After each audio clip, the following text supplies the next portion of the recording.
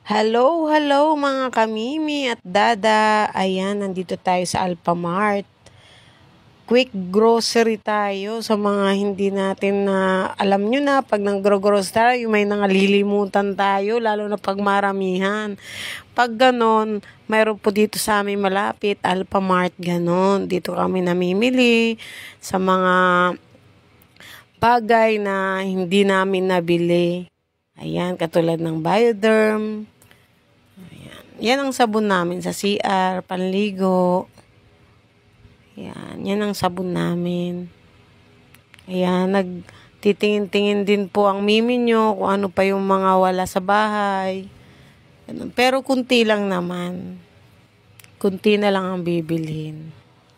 Ayan. Siyempre, kuha pa rin tayo ng basket para hindi maghawak-hawak ng mga bibilhin natin. Ayan. Ikot-ikot lang. Tinitingnan ko kasi kung ano yung mga hindi nabili. Last time na ng grocery. Ayan. Dito po tayo sa mga kape. At yan nga po ang kinakape ko. Ang pure na kape lang. Yung Nescafe. Puro. Tsaka cheese whiz. Time palaman.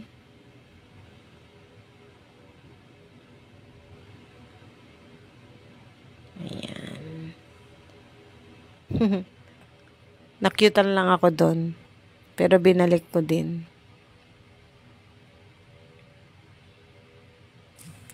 Ayan. Ikot-ikot lang tayo dito sa Alphamart, mga kamimi. Sama ko kayo sa quick grocery natin. Ayan na yung nabili ko. Bumili ako ng chicken pala dyan. Napaka-favorito namin ng chicken dyan. Alam nyo ba, quick lang, story time lang tayo mga kamimi at dada. Mas gusto namin mamili ng mga frozen food dito sa Alphamart. Katulad ng hotdog, chicken, mga ganyan. Hindi kami nabili sa palengke kasi kunti lang naman ang diferensya sa presyo. Mas maganda dito, talagang kilo-kilo na siya, tapos naka-plastic na, hindi mo nahuhugasan. Tamad lang maghugas talaga. Hindi mo na siya hugasan, tapos hindi na siya lalagay mo na lang sa rep, diretso mo na lang sa rep, tapos pag nagluto ka, saka mo na lang siya hugasan, ganoon. Di katulad nung bibili ka pa sa palengke, ihugasan mo pa, bubukod-bukurin mo pa sa plastic, ganoon, tapos saka mo ilalagay sa rep. Ganon. Dito na kami namimili kasi kunting diferensya lang naman yung yung presyo niya. Minsan sa 5 piso lang. Ito, walk-in lang namin to mula sa bahay, yung Alphamart. Kaysa pupunta pa sa palengke, magkano din ang pamasahe, balikan, di ba? Dito na kami namimili sa yung mga frozen, mga hotdog, ganyan. Tsaka chicken, isda, ganyan. Meron na dito sa Alphamart. Ganyan. At ayan, tapos na nga tayo mamili. At alam nyo ba, mga kamimi, naabutan tayo ng ulan. Ayan ba, nakikita nyo ba? Ang lakas ng ulan. Hindi tayo makakauwi agad at wala tayong dalang payong. Pero, nagtawag na ako sa aking asawa na wala akong payong dala. Susunduin niya daw ako, di ba? Ayan. Ayan ang mimi nyo, magulo na ang buhok. Na stress dahil na ulan dalang payong. Malakas kasi ang ulan, di pwedeng sugurin, magkakasakit tayo. Bawal magkasakit. Ayan, Ayan.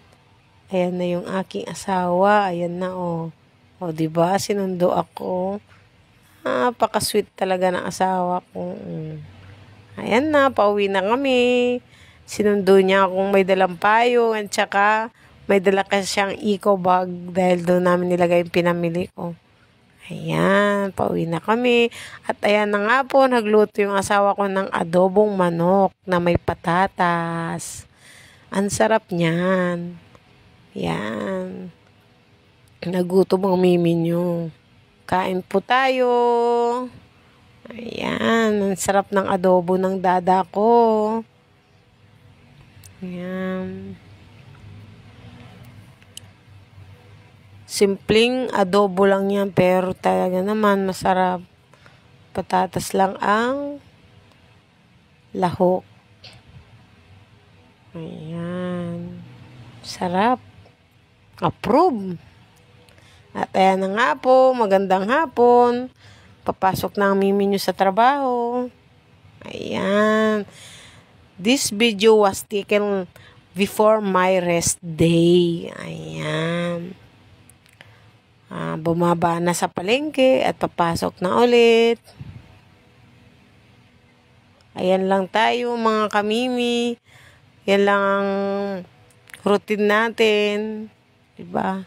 Maglalakad na tayo para pumasok. Para makarating sa ating shuttle. Ayan, ganyan lang. Ayan ang mimi nyo, nagmamaganda lang. O, diba? Mahangin kasi sa palengke, kaya lagi ako naghahawi ng buhok. Sobrang hangin kasi doon. Ayan. Pero syempre, pinapakita ko na din yung beautiful face ko sa inyo, diba? Ayan. Ganda yarn.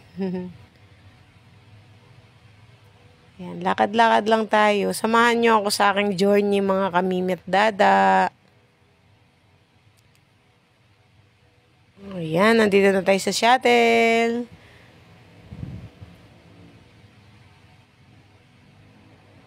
Shuttle na natin.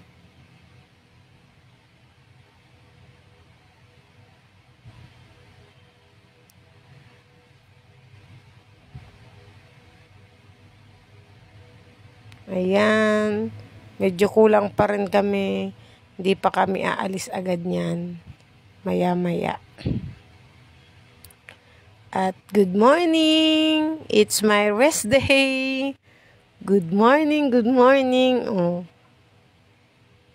Good morning mga kamimi at dada. Rest day ko na po dyan. Ayan. Siyempre, kailangan tamad-tamad. Pero marami tayong gagawin. Kailangan natin bumangon. Ayan. Ayan yung mimi nyo. Antok pa. Ayan. Tulog ka muna, mimi. Ayan na nga. Bumangon ng mimi nyo para maghugas ng plato at maraming hugasan. Ayan. Dapat lagi tayong maghugas ng mga plato natin.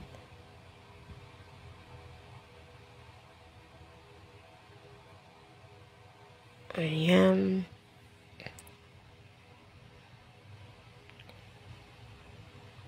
Samahan niyo po ako sa paghugas ng mga pinagkainan namin. Ayan.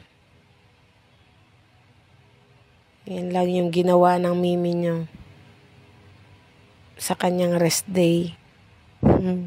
Madami naman akong ginagawa tuwing rest day, mga kamimi at dada. Siyempre, hindi ko na dinodocument yung iba kasi private. Soon siguro, kasi matatabunan pa siya pag in-upload na namin yung mga future document namin, mga ginagawa namin para sa future namin. Matatabunan pa kasi siya sa ngayon dahil di pa naman kami talaga sikat dito sa larangan ng social media. Pero soon, pag medyo nakilalan tayo ni Lolo Mets, i-upload din namin ng mga document namin para malaman nyo at ma-inspire naman kayo. Ganon din kami para ma-inspire din kami sa mga achievements namin ni Dada. Ayun. Thank you for watching everyone. At alam niyo ba maulan? Malakas pa rin ang ulan. Diba? Hindi pa rin tumila ang ulan. Ganon.